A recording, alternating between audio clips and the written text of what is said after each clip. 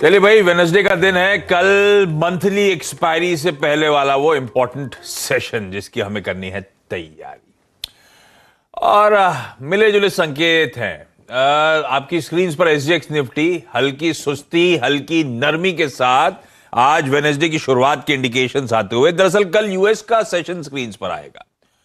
Pressure mount हुआ Nasdaq में पिछले 2 दिनों में, उसके बाद नैस्डैक तो फाइनली फ्लैट बंद होता हुआ नजर आया। पर वो जो आपकी स्क्रीन पे एसएनपी और डाउ है, 1/4 से आधे % का दबाव, ये थर्ड स्ट्रेट डे था जब वो प्रॉफिट टेकिंग यूएस के मार्केट्स में कह लीजिए कंटिन्यू होती हुई नजर आई।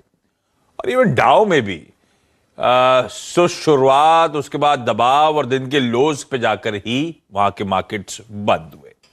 आज सुबह के जो फ्यूचर्स हैं वो भी एक बार स्क्रीन पे दिखा दीजिएगा।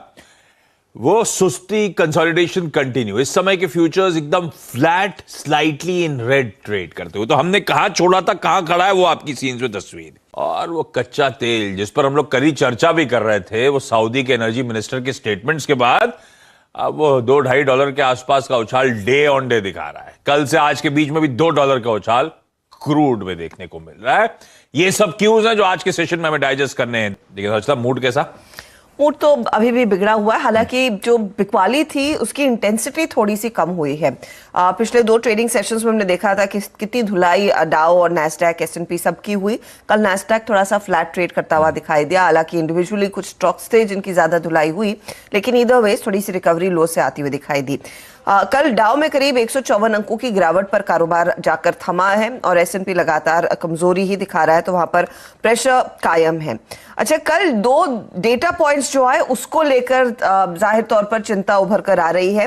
कल जो पीएमआई का आंकड़ा आया, मैन्युफैक्चरिंग और सर्विसेज साइड दोनों पर प्रेशर देखने को मिला। आशीष शाह, मैन्युफैक्चरिंग पीएमआई 51.3% पर आकर खड़ी हुई अमेरिका की, जहां पर 51.9 नियरली 52 के आसपास का अनुमान था।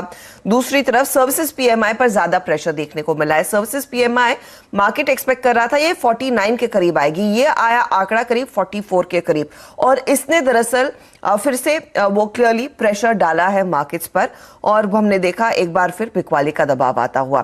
तो जैसे ही ये पीएमआई के डेटा आए, ट्रेजरी यील्ड में भी थोड़ा सा पॉज देखने को मिला। एक तेजी देखी गई थी। पिछले 2 ट्रेडिंग सेशंस में हम बात कर रहे थे कि यील्ड्स थोड़ी सी बड़ी है, तो वहां पर थोड़ा सा विराम लगता हुआ दिखाई दिया।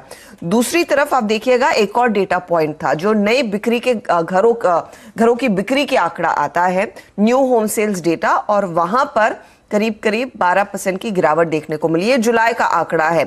एक्सपेक्टेशन था कि अगर ये थोड़ा सा ऊपर की तरफ मेंटेन कर जाए, स्टेबल रह जाए, तो शायद इतना पैनिक नहीं होगा। इकोनॉमी में धीरे धीरे करके डिमांड के संकेत आते हुए दिखाई देंगे।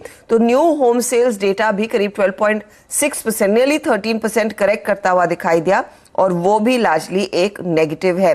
तो ये 2-3 चीजें थी जिससे प्रेशर बना। अब आप देखिएगा, कुछ रिटेलर्स, मेसीज फॉर एग्जाम्पल, नतीजे अच्छे, स्टॉक अच्छा भागा भी, लेकिन कंपनी ने आगे का आउटलुक दरअसल घटाया है।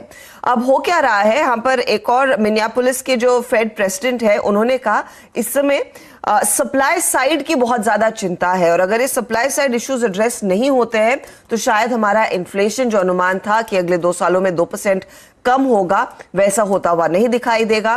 तो ऐसे में शायद बाजार गलत पड़ रहा है, फेड गलत पड़ रहा है, तो सप्लाई साइड रिस्क्स बने हुए और अभी भी वो दरअसल माहौल को बिगाड़ रहा है।